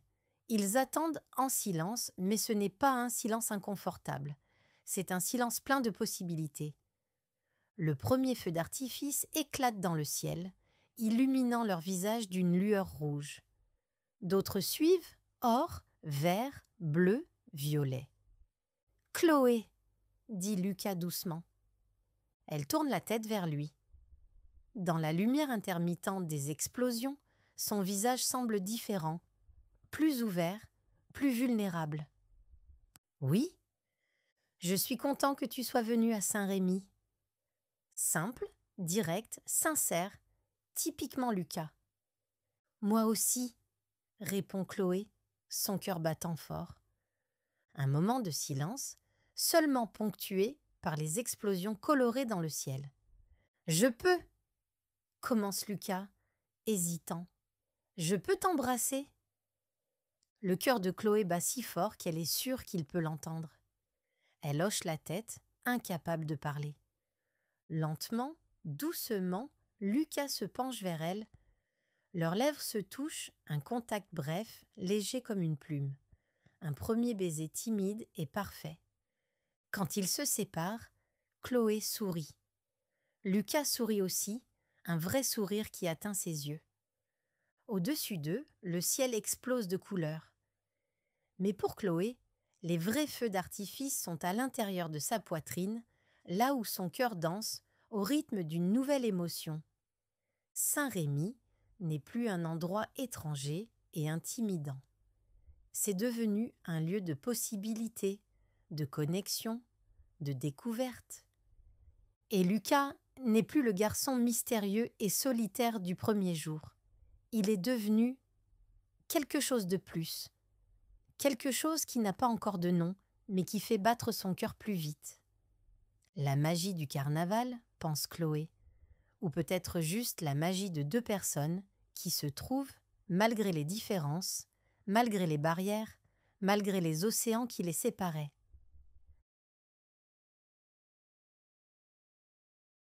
Chapitre 9. Le malentendu.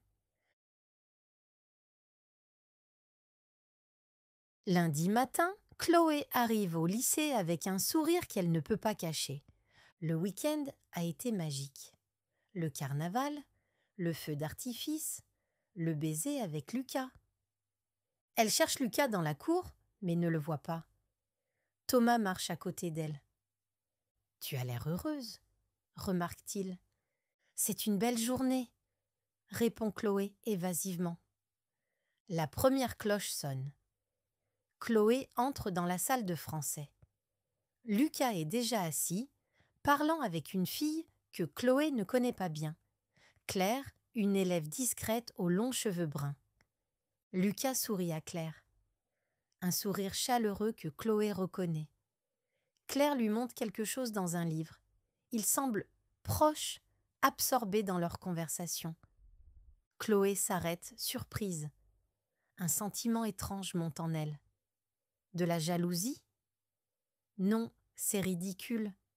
Lucas peut parler à qui il veut. « Bonjour », dit Chloé en s'approchant. Lucas lève les yeux. « Salut, Chloé !» Son ton est normal, amical. Mais il continue sa conversation avec Claire. Chloé s'assoit, confuse. Après le week-end qu'ils ont passé, elle s'attendait à… Quoi exactement ? Un accueil plus chaleureux ? Le cours commence. Monsieur Dubois parle de Victor Hugo. Chloé essaie de se concentrer, mais ses yeux reviennent constamment vers Lucas et Claire.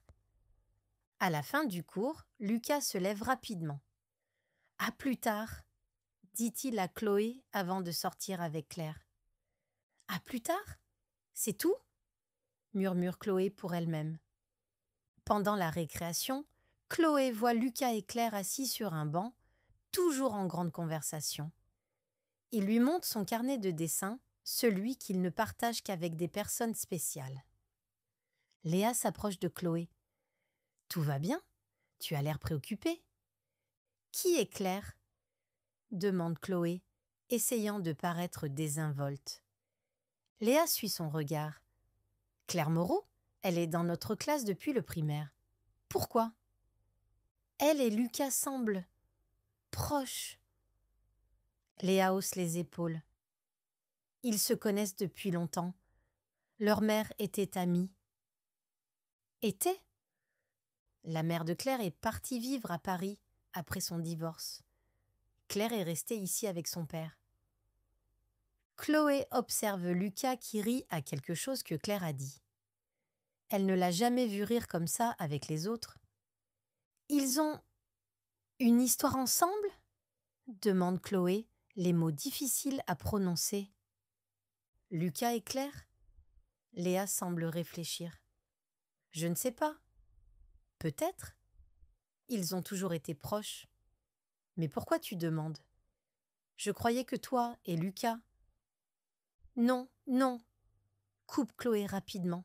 « On est juste amis. » Le mot « ami » sonne faux dans sa bouche. Après le baiser du carnaval, elle pensait qu'ils étaient plus que ça. Mais peut-être s'est-elle trompée. En cours d'art plastique, Lucas arrive en retard. La seule place libre est à côté de Chloé, leur place habituelle. « Désolé, murmure-t-il en s'asseyant. « Pas de problème, répond Chloé froidement. Ils travaillent sur leur projet, presque terminé maintenant. Leurs échanges sont polis mais distants. Le naturel, la complicité des dernières semaines ont disparu. « Tu as aimé le carnaval ?» demande finalement Chloé, brisant le silence. « Oui, c'était bien, » répond Lucas, concentré sur son dessin. « Bien, c'est tout ?» Chloé sent la frustration monter en elle. Comment peut-il être si détaché après ce qui s'est passé entre eux? Claire aussi était au carnaval? La question sort avant qu'elle puisse la retenir. Lucas lève les yeux, surpris. Claire? Non, elle était à Paris ce week-end. Elle vient de rentrer. Vous semblez avoir beaucoup à vous dire. Lucas la regarde confus. On parlait du livre de sa mère. Elle vient d'être publiée. Sa mère est écrivaine? Illustratrice comme ma mère l'était. Elles travaillaient ensemble parfois. Chloé se sent soudain stupide. Elle a tout interprété de travers. « Je vois, » dit-elle doucement. La cloche sonne. Lucas range ses affaires. « On se voit demain ?» demande-t-il. « Bien sûr, » répond Chloé, essayant de sourire normalement. Mais alors qu'il part, Chloé entend une conversation entre deux filles derrière elle. « Tu as vu Lucas et Claire ce matin ?»« Oui, ils sont mignons ensemble. J'ai entendu qu'ils l'invitent au cinéma ce week-end. »« Vraiment ? Je croyais qu'ils s'intéressaient à l'américaine. »« Apparemment non. Claire est son premier amour, tout le monde le sait. » Chloé sent son cœur se serrer. Premier amour? Lucas invite Claire au cinéma? Toutes ses insécurités reviennent en force. À la cantine, Chloé évite la table où Lucas est assis avec Thomas et Maxime. Elle s'installe avec Léa et Zoé. « Qu'est-ce qui se passe ?» demande Zoé, surprise. « Tu ne manges pas avec Lucas aujourd'hui ?»« J'avais envie de changer, » répond Chloé. Léa et Zoé échangent un regard. « Il s'est passé quelque chose entre vous ?» demande Léa doucement. Chloé joue avec sa nourriture. « Non, rien. »« Vraiment ? Parce que samedi soir, au feu d'artifice ?» ?»« C'était une erreur. » Coupe Chloé. « Il s'intéresse à Claire, pas à moi. »« Claire ?» Zoé semble confuse. « Qu'est-ce qui te fait dire ça ?» Chloé raconte ce qu'elle a entendu. Léa secoue la tête. « Les rumeurs au lycée, tu ne devrais pas y croire. Parle à Lucas directement. » « Pour lui dire quoi ? » ?»« Salut, j'ai cru qu'on avait quelque chose de spécial, mais apparemment tu invites une autre fille au cinéma. » « Peut-être pas exactement comme ça, » sourit Zoé. « Mais la communication, c'est important. » Chloé regarde vers la table de Lucas. Il la regarde aussi. Leurs yeux se croisent un instant, puis elle détourne le regard. « Je ne veux pas en parler maintenant, » dit Chloé. « Parlons d'autre chose. » L'après-midi, Chloé évite Lucas. Après les cours, au lieu d'aller à la librairie comme prévu, elle rentre directement chez les Moreau. Son téléphone vibre. Un message de Lucas. « Tu viens à la librairie ? On devait finaliser le projet. » Chloé hésite puis répond « Désolée, pas aujourd'hui, je suis fatiguée. » La réponse arrive rapidement. « Tout va bien, tu sembles distante. » Comment peut-elle répondre à ça ? Non, tout ne va pas bien. Je croyais qu'on partageait quelque chose de spécial, mais apparemment tu invites Claire au cinéma. Elle opte pour « Tout va bien, à demain. » Dans sa chambre, Chloé regarde la photo de sa famille en Californie. La nostalgie l'envahit soudain. Tout était plus simple là-bas. Elle prend son téléphone et appelle Jessica. Il est tôt le matin en Californie, mais Jessica répond quand même. « Chloé, ça fait des jours que tu ne m'as pas appelée. » Je sais, désolée, j'avais besoin de parler à ma meilleure amie. Qu'est-ce qui se passe? C'est ce garçon français dont tu m'as parlé? Chloé raconte tout, le projet d'art, la soirée crêpe, le carnaval, le baiser, et puis Claire et les rumeurs. Attends, dit Jessica. Tu n'as pas parlé avec lui? Tu te bases juste sur des rumeurs? Tu ne comprends pas, défend Chloé, la façon dont il parlait avec elle. Et alors? Ils sont amis depuis l'enfance. C'est normal? J'ai entendu qu'il l'invite au cinéma. Et tu crois des commérages plutôt que de lui demander directement? Ce n'est pas ton style, Chloé. Chloé soupire. Je sais. C'est juste que tout est si compliqué ici. La langue, la culture, les relations. C'est compliqué partout, répond Jessica. Mais éviter les problèmes ne les résout pas. Tu as raison, admet Chloé. Je lui parlerai demain. Après avoir raccroché, Chloé réfléchit. Jessica a raison. Elle doit parler à Lucas directement, lui demander ce qu'il ressent vraiment. Son téléphone vibre à nouveau. Un message de Lucas. J'ai terminé le projet tout seul. Je pense que c'est bien. J'espère que tu l'aimeras. Bonne nuit, Chloé. Avec le message, une photo de leur œuvre finale, les deux mains se touchant au centre, entourées de symboles américains et français. C'est magnifique, exactement comme elle l'imaginait. Il a travaillé seul pour le terminer, malgré son absence. La culpabilité s'ajoute à la confusion dans son cœur. Un deuxième message arrive. « Tu me manques ». 3 mots simples qui changent tout. Chloé fixe l'écran, incertaine de comment répondre. Avant qu'elle puisse décider, un 3e message apparaît. Claire m'a demandé de l'accompagner au cinéma ce week-end. C'est la première de l'adaptation du livre illustré par sa mère et la mienne. J'ai dit oui, pour honorer leur amitié. Je voulais te le dire directement, avant que les rumeurs ne commencent. J'espère que tu comprends. Chloé se sent soudain idiote. Tout était un malentendu. Elle a douté de Lucas sans raison. Elle commence à taper une réponse, puis s'arrête. Que peut-elle dire maintenant? Désolée d'avoir douté de toi, semble insuffisant. Elle pose son téléphone et regarde par la fenêtre. Le ciel étoilé de Saint-Rémy semble la juger. Elle a tout gâché, par jalousie, par insécurité, par manque de confiance. Son téléphone reste silencieux le reste de la soirée. Aucun autre message de Lucas. Demain, se promet Chloé. Demain, elle lui parlera face à face. Elle expliquera tout. Elle s'excusera. Mais une petite voix en elle se demande « Sera-t-il trop tard ?» Chapitre 10. Une décision. Mardi matin, Chloé n'a presque pas dormi. Elle répète dans sa tête ce qu'elle va dire à Lucas.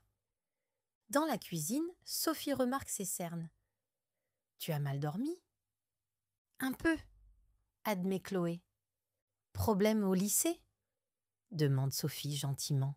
« Ou peut-être problème de cœur ?» Chloé rougit. « C'est compliqué. » « L'amour l'est toujours, » sourit Sophie. « Oh, j'ai presque oublié. Madame Dubois de l'organisation d'échange a appelé hier soir. Elle veut te parler après les cours aujourd'hui. »« Pourquoi ?» demande Chloé, surprise. Elle n'a pas précisé, elle a juste dit que c'était une bonne nouvelle. Chloé hoche la tête, distraite. La bonne nouvelle l'inquiète moins que sa conversation imminente avec Lucas. Au lycée, Chloé cherche Lucas dans la cour. Elle le voit enfin, assis seul sur un banc, dessinant comme toujours. Il lève les yeux quand elle s'approche. « Bonjour, » dit-elle doucement. « Bonjour, » répond-il, son expression indéchiffrable. « Je peux m'asseoir ?» Lucas hoche la tête. Chloé s'assoit à côté de lui, laissant un espace entre eux. « J'ai reçu tes messages hier soir, » commence-t-elle. Je... Je suis désolée pour mon comportement. J'ai mal interprété les choses. Lucas la regarde enfin directement. Pourquoi tu n'es pas venu me parler? J'ai entendu des rumeurs. Sur toi et Claire. J'ai supposé qu'elles étaient vraies. Tu as cru des rumeurs plutôt que de me demander directement? Sa voix n'est pas en colère, juste déçue, ce qui est pire. Je sais, c'était stupide, admet Chloé. J'étais jalouse, je suppose. Quand je vous ai vu parler, vous sembliez si proches. Claire et moi avons grandi ensemble. Nos mères étaient meilleures amies. Après l'accident, elle est l'une des rares personnes qui comprend vraiment ce que je ressens. Je comprends. Je n'aurais pas dû douter de toi. Un silence s'installe entre eux. Chloé rassemble son courage. Le carnaval, ce qui s'est passé entre nous, était-ce juste le moment? Ou était-ce plus? Lucas pose son carnet. Pour moi, c'était plus. Je pensais que pour toi aussi. C'était plus? Confirme Chloé. C'est plus. Le visage de Lucas s'adoucit. Alors pourquoi as-tu douté si facilement? Chloé réfléchit à la question. Peut-être parce que tout ici est encore nouveau pour moi. Parfois, je me sens comme une étrangère. Comme si je n'appartenais pas vraiment à ce monde. Lucas prend sa main doucement. Tu appartiens ici autant que n'importe qui, plus que tu ne le crois. La cloche sonne, interrompant leur moment. On en reparle après les cours, propose Lucas. À la librairie? Oui, répond Chloé. Mais j'ai d'abord un rendez-vous avec Madame Dubois de l'organisation d'échanges. Je t'attendrai, promet Lucas. La journée passe lentement. En cours d'art, Madame Laurent félicite Chloé et Lucas pour leur projet final, maintenant exposé dans le hall du lycée. C'est l'une des meilleures œuvres que j'ai vues en année d'enseignement, déclare-t-elle. Vous avez créé quelque chose de vraiment spécial ensemble. Ces mots résonnent en Chloé. Quelque chose de spécial ensemble. C'est exactement ce qu'elle ressent pour sa relation avec Lucas. Quelque chose d'unique, né de leurs différences et de leurs similarités. À la fin des cours, Chloé se dirige vers le bureau de Madame Dubois. La femme d'une cinquantaine d'années l'accueille chaleureusement. « Chloé, entre, entre, j'ai une excellente nouvelle pour toi. » Chloé s'assoit, curieuse. « Ton dossier académique est excellent, » commence Madame Dubois. « Tes professeurs sont impressionnés par ton adaptation et tes progrès en français. »« Merci, » répond Chloé modestement. « J'ai reçu hier un appel du Lycée international de Paris. Ils ont une place qui s'est libérée dans leur programme d'échange. C'est l'un des meilleurs lycées de France, situé en plein cœur de Paris. » Chloé écarquille les yeux. « Paris ?» Il cherchait spécifiquement un étudiant américain avec un bon niveau académique, continue Madame Dubois. J'ai tout de suite pensé à toi. Vous voulez que je change de lycée? Demande Chloé, confuse. Oui, c'est une opportunité exceptionnelle. Le lycée international a des connexions avec les meilleures universités françaises et américaines. Et c'est Paris. La culture, les musées, l'art. Chloé pense soudain à Lucas, à la librairie où il l'attend, à leur projet d'art, au baiser sous les feux d'artifice, à Saint-Rémy, qui n'est plus un lieu étranger, mais un endroit où elle a commencé à construire quelque chose. « Quand devrais-je partir ?» demande-t-elle doucement. « Dès la semaine prochaine. Une famille d'accueil est déjà prête à te recevoir.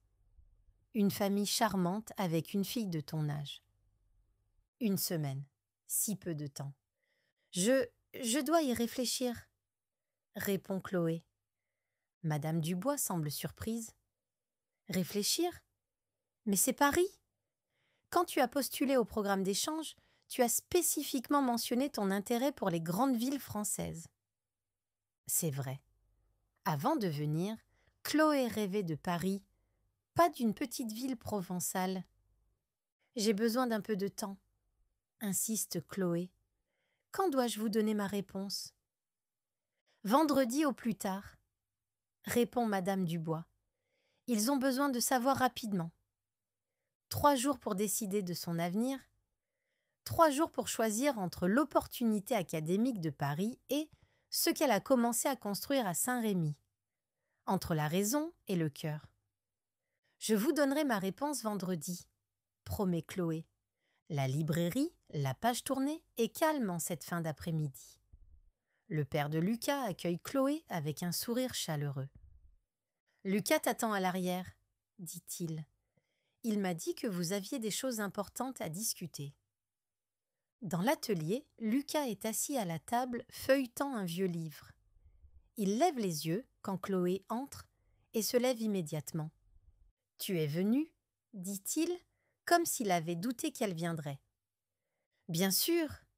répond Chloé. Un silence, puis ils parlent en même temps. « Je suis désolée pour... J'ai été trop... » Il rit, la tension se dissipe un peu. « Toi d'abord, » dit Lucas. Chloé prend une profonde respiration. « Je suis vraiment désolée d'avoir douté de toi. J'aurais dû te parler directement au lieu d'écouter des rumeurs. Et je suis désolée d'avoir été distant lundi matin. J'étais nerveux après le carnaval. Je ne savais pas comment agir avec toi. » « Nerveux? Toi ?» Chloé est surprise. Lucas sourit légèrement. « Oui, moi. Je n'ai pas beaucoup d'expérience avec tout ça. »« Moi non plus, » admet Chloé. Il s'approche d'elle, prenant doucement ses mains dans les siennes. « Je tiens à toi, Chloé, plus que je ne l'aurais imaginé possible quand tu es arrivée. »« Je tiens à toi aussi, » murmure Chloé. Leurs visages se rapprochent, leurs lèvres se touchent. Un baiser doux, lent, sans l'urgence du premier, mais avec plus de certitude. Quand ils se séparent, Chloé sait qu'elle doit lui parler de Paris, mais elle hésite. Ce moment est si parfait. « Qu'est-ce qui ne va pas ?» demande Lucas, percevant son trouble. « J'ai eu une réunion avec Madame Dubois aujourd'hui. »« La responsable des échanges ? Pourquoi ?»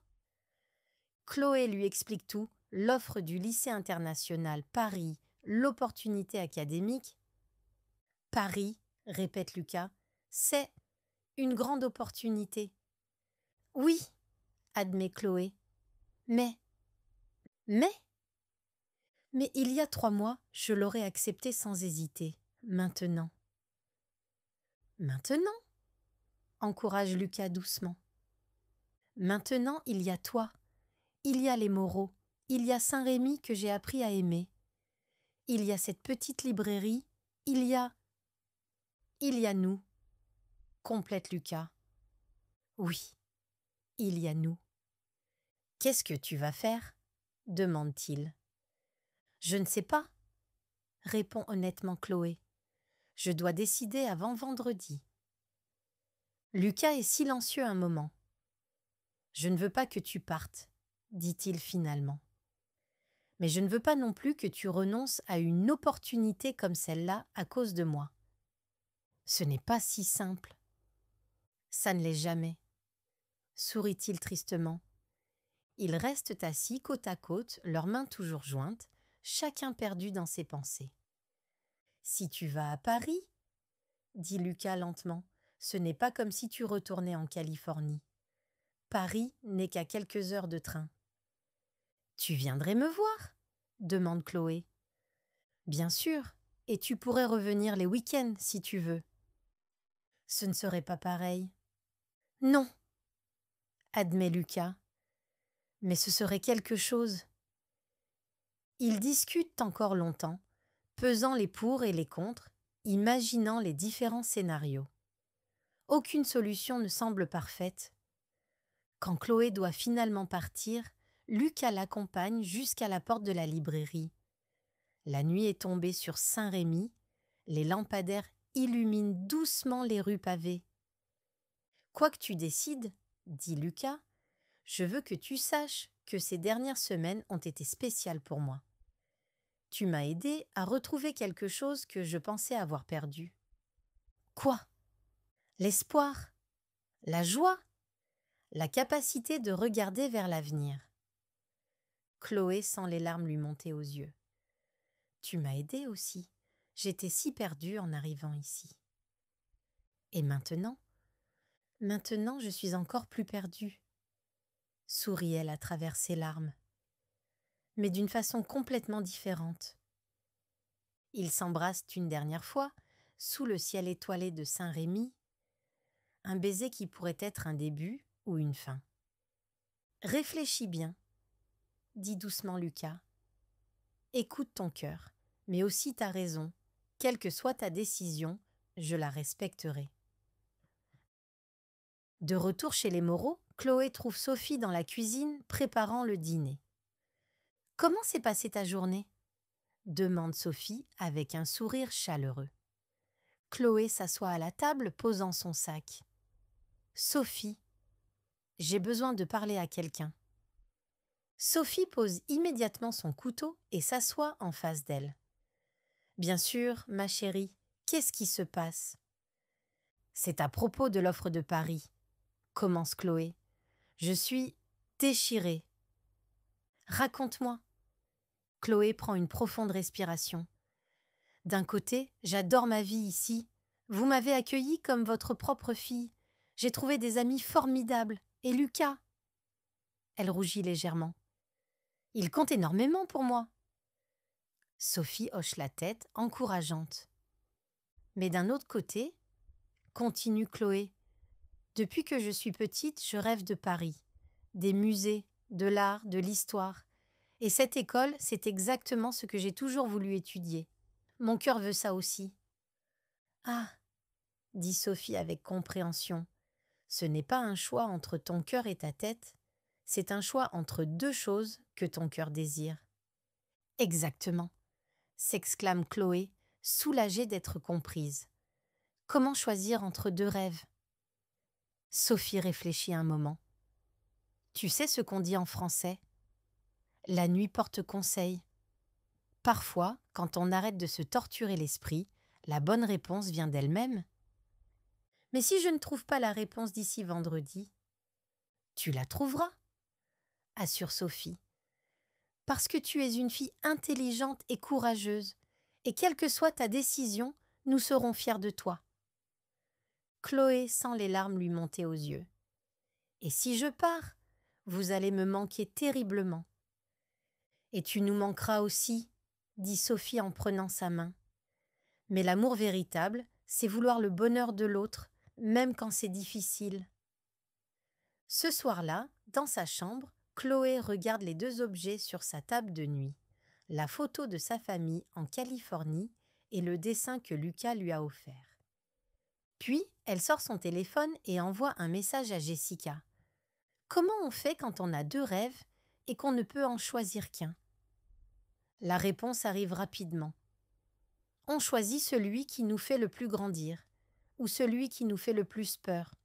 Parfois, c'est le même. Chloé éteint la lumière et ferme les yeux. La nuit porte conseil, se répète-t-elle. Demain, peut-être que la réponse sera plus claire.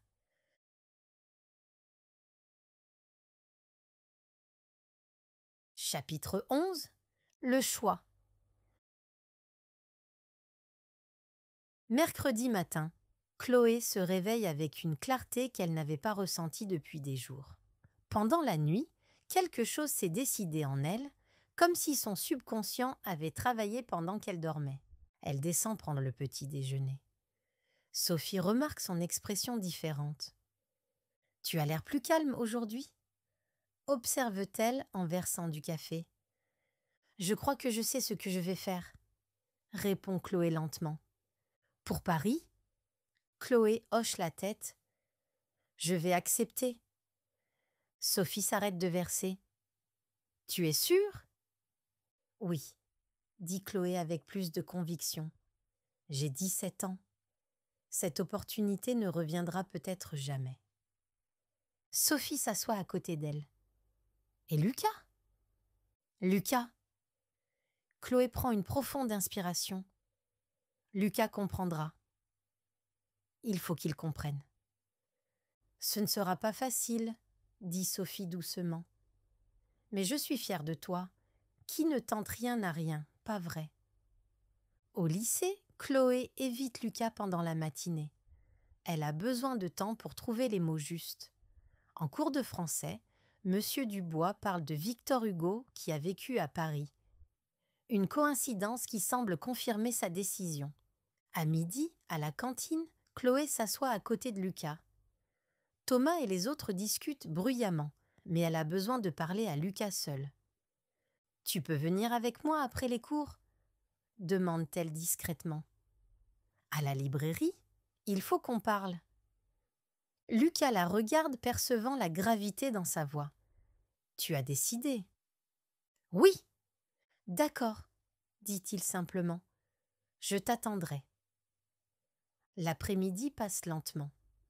En cours d'art, leur dernier cours ensemble, ils travaillent côte à côte en silence, chacun conscient que tout va changer. À 17h, ils marchent ensemble vers la librairie.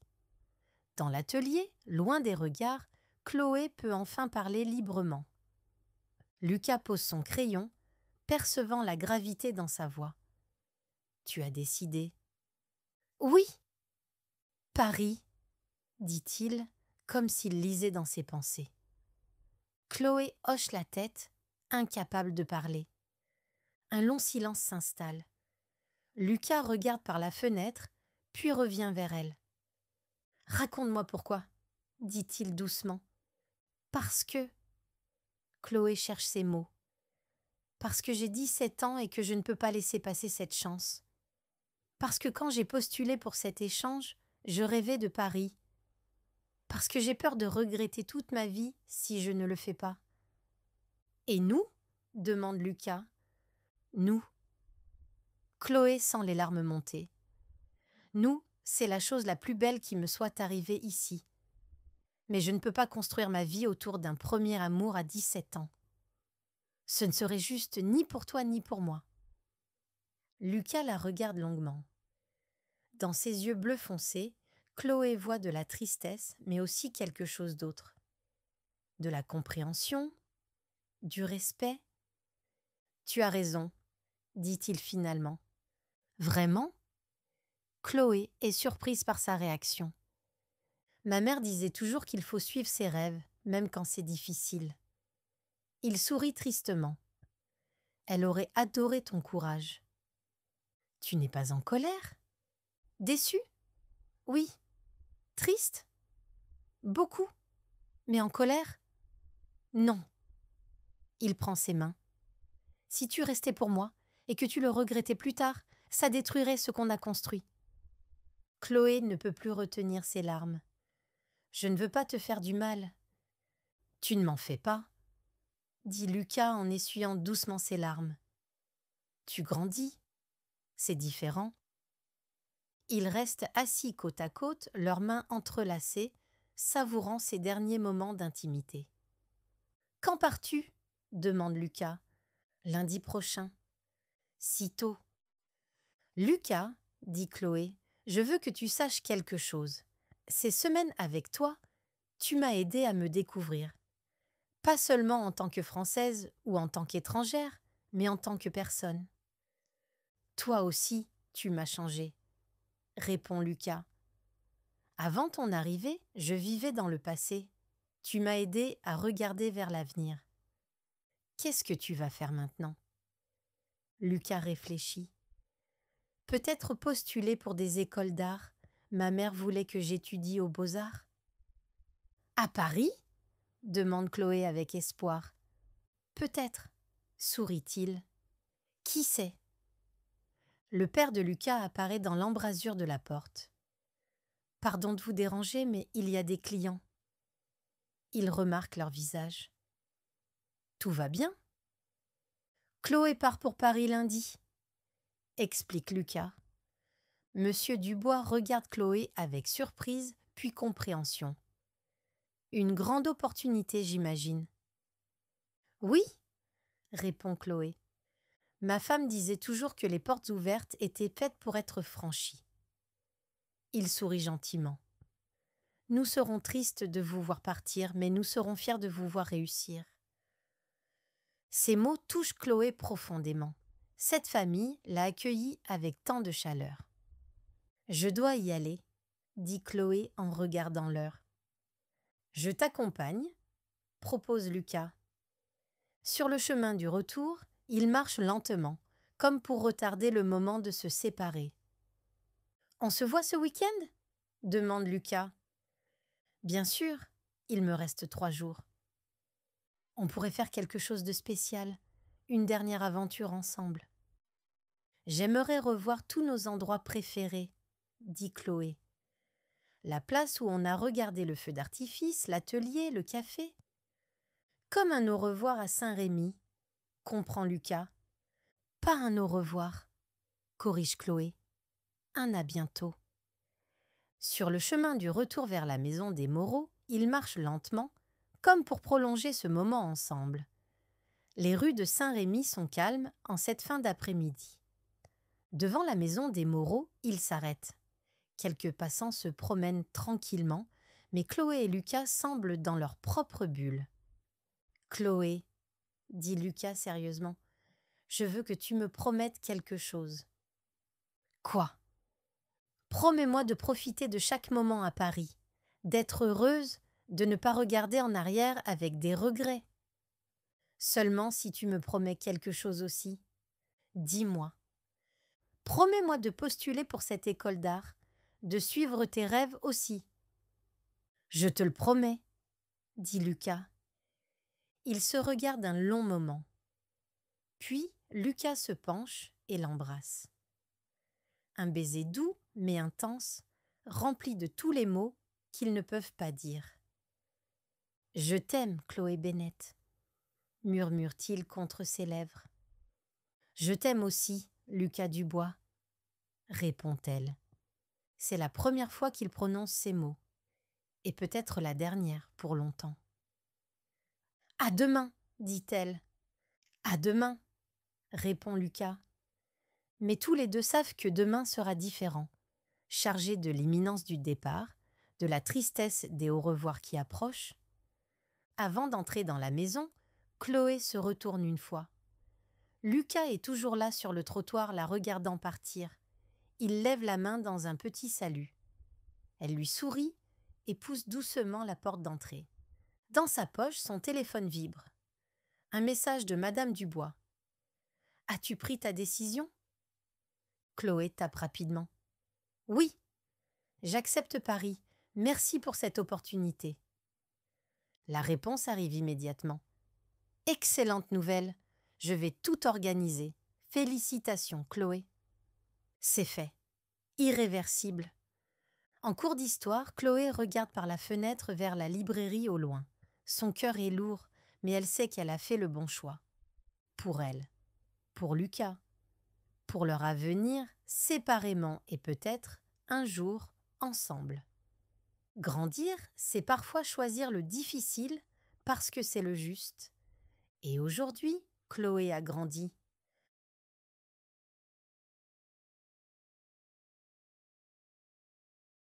Oh là là, quel moment intense! Pour l'instant, Chloé a décidé de poursuivre ses études à Paris. Mais le chapitre 12 nous emmène 6 mois dans le futur, où l'on découvre ce que font Lucas et Chloé maintenant. Si vous voulez continuer à écouter et avoir accès à toutes les ressources formidables pour vraiment enrichir votre apprentissage, suivez le lien pour rejoindre le club de romance. Merci de tout cœur d'avoir écouté cette histoire avec moi. J'espère que vous avez aimé découvrir Saint-Rémy à travers les yeux de Chloé. Et peut-être que vous avez appris quelques petites choses en français en cours de route. N'oubliez pas de vous abonner si cette histoire vous a plu. À très bientôt mes chers amis.